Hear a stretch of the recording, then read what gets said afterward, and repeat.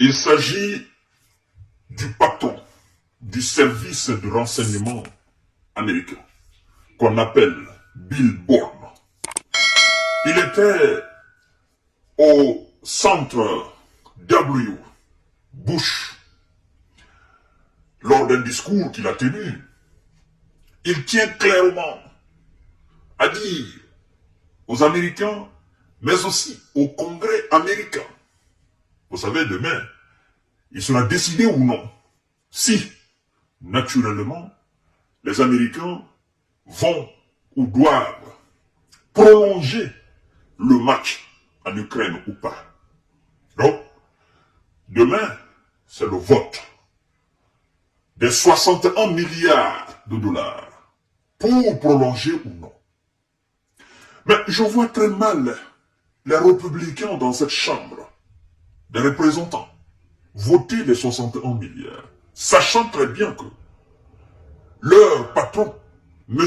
Donald Trump, vous savez qu'il est en course pour la présidentielle américaine du novembre, là. Et lui d'ailleurs, qui ne veut pas de l'argent pour la continuité des hostilités sur le terrain en Ukraine. Parce qu'il vote tout simplement pour la voie diplomatique. Il a d'ailleurs dit que, président des États-Unis, qu'il va en 24 heures régler le problème rapidement. Donc, M.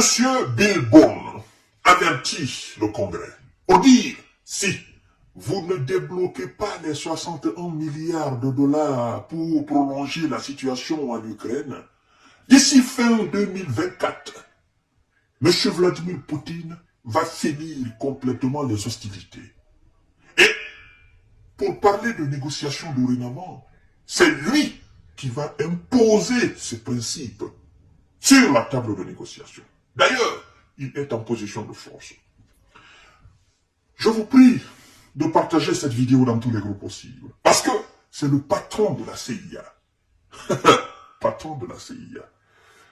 Oui, lors d'un discours au George W. Bush Center, le chef du service du renseignement américain Bill Bourne a averti de la nécessité de débloquer l'enveloppe d'aide à l'Ukraine. Et il continue, le patron continue. Son constat est alarmant. D'accord? Le patron de la CIA a prévenu le jeudi 18 avril 2024 que l'Ukraine peut perdre la guerre contre la Russie d'ici la fin de l'année 2024. À moins que les États-Unis nous lui fournissent davantage d'aide militaire. Nous allons poser la question à M. Bill Bourne. M. Bill Bourne, depuis le début des événements des hostilités jusque-là, les visas n'ont pas cessé d'aider l'Ukraine. Et lorsque vous faites la sommation de tout ce qui a été donné à l'Ukraine, aide américaine, aide allemande, aide française, aide de tous les pays composant votre bloc, le bloc otanien, je crois qu'on se rapproche des 61 milliards. Et au lieu que les premières aides n'aident M. Zelensky à repousser les Russes, c'est le contraire qui s'est passé sur le terrain. Et vous parlez de vote, vous avertissez vos représentants au Congrès. Mais vous oubliez que vous n'avez pas de garantie de victoire, même avec 600 milliards, d'accord, de dollars. Parce que là, vous parlez de 61 milliards.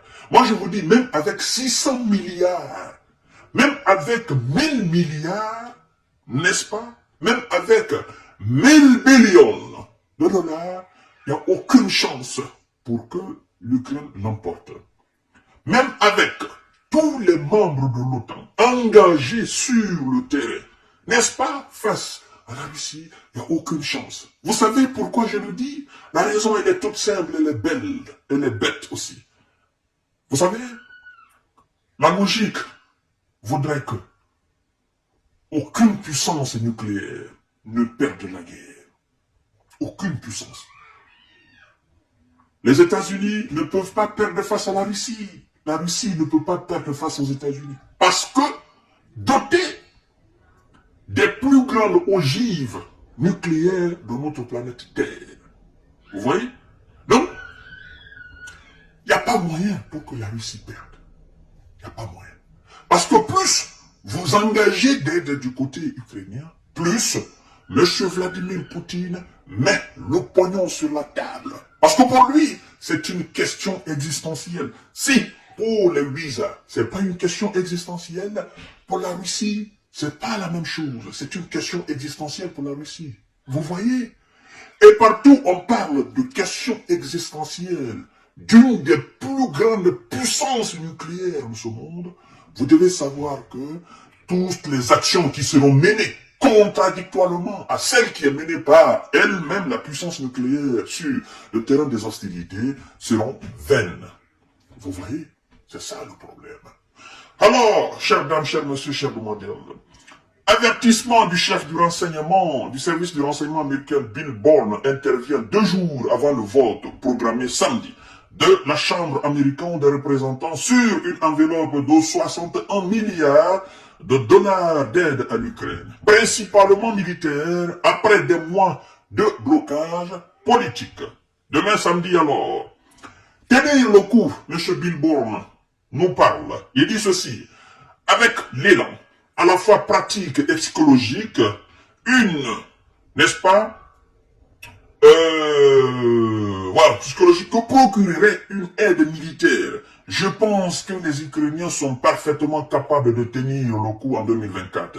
Qu'est-ce qu'il veut dire? Il veut dire tout simplement que les 61 milliards, si sont votés demain, viendront naturellement booster le moral des soldats ukrainiens sur le terrain. Et que, éventuellement, ça pourrait psychologiquement toucher le moral des soldats russes. C'est mal connaître les Russes et c'est mal connaître Vladimir Poutine.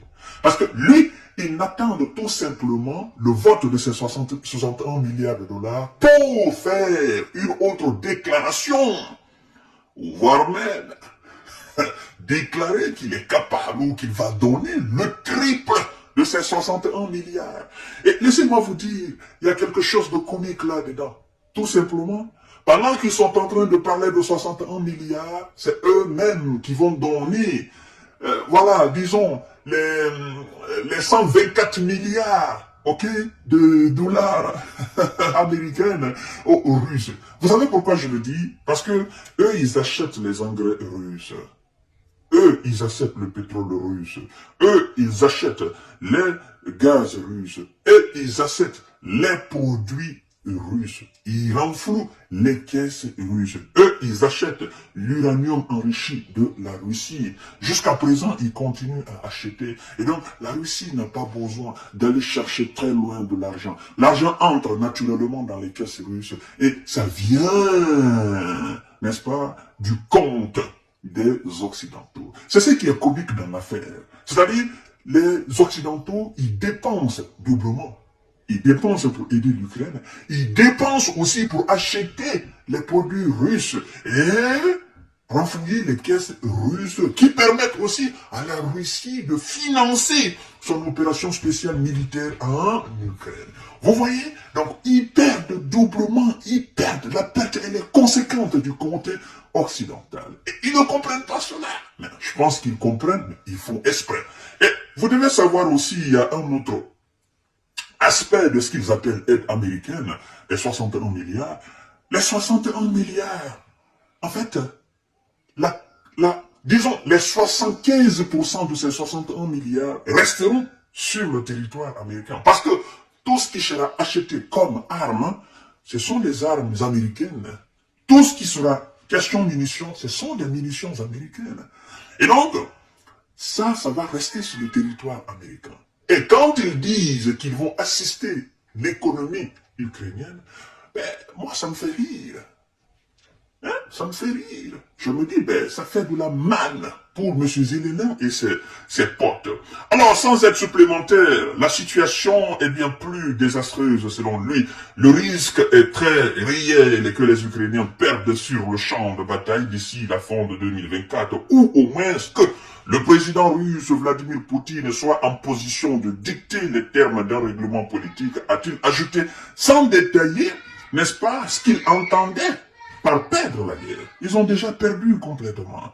Seulement, Écoutez bien, c'est que le patron du service de renseignement américain, qu'est-ce qu'il dit par rapport à l'état actuel des soldats et les moyens actuels, n'est-ce pas, qui sont à la disposition des soldats ukrainiens. Écoutez très bien, partagez la vidéo. Seulement 42 obus et de mortier. 42 obus de mortier. Pour illustrer le manque de munitions de l'armée ukrainienne, il a également affirmé que 2 brigades des unités de plus de 2000 soldats ne disposaient que de 15 obus d'artillerie par jour et d'un total de 42 obus de mortier.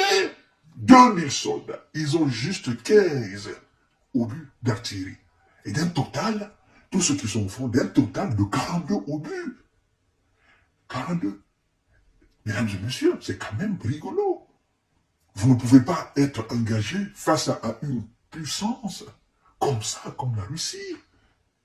Et puis, vous vous permettez de faire une telle déclaration. C'est honteux. 15 obus. On dit, mais il exagère quelque part. Ou bien, c'est une manière pour lui de motiver, n'est-ce pas, les représentants de la Chambre pour qu'ils puissent rapidement valider les 60. Mais eux, ils ne sont pas dupes, surtout les républicains. Face à une aide occidentale qui s'essouffle, l'Ukraine est confrontée à un manque croissant de moyens et exhorte ses partenaires à lui livrer davantage d'armements et de systèmes de défense anti-aérien. Mesdames et messieurs, au total, près de 61 milliards de dollars, soit la majorité des fonds prévus, sont prévus pour la guerre en Ukraine. Dans le texte qui sera voté samedi, les États-Unis sont le principal soutien militaire de Kiev, mais le Congrès n'a pas adopté de grande enveloppe pour son allié depuis décembre 2022, principalement en raison de querelles partisanes. Cette aide a été distribuée au cours de l'année 2023, mais les robinets sont désormais secs. Le texte présente mercredi prévoit près de 14 milliards de dollars pour former, équiper et payer l'armée ukrainienne. Environ 10 milliards de dollars de l'assistance économique dédiée au secteur de l'énergie et des infrastructures seront envoyés sous la forme d'un prêt. Tout cela, c'est du gaspillage. Parce que vous ne pouvez pas parler d'aide économique ou, n'est-ce pas, de réparation d'installations énergétiques ou de construction d'installations énergétiques, sachant très bien que ce sont ces installations qui sont en quelque sorte des cibles privilégiées de l'armée russe. La guerre, elle est toujours sale. Et vous avez constaté les 2 derniers jours que chaque fois que la Russie fait des frappes, naturellement, ce sont ces installations énergétiques.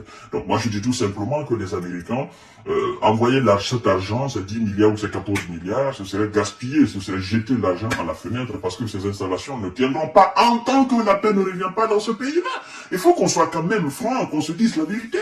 C'est aussi simple que ça. Vous parlez d'aide économique, mais moi, ça me fait rire. Hein? Vous parlez de l'économie dans un pays qui est en guerre. C'est quand même comique. C'est un mauvais calcul politique. Il faut qu'on se dise la vérité. Hein? Voilà, chers dames, chers messieurs, chères demoiselles, partagez la vidéo dans tous les groupes possibles. À tout à l'heure pour notre série d'informations de décortiquage. Prenez soin de vous. Merci beaucoup et bonne journée de vendredi à vous.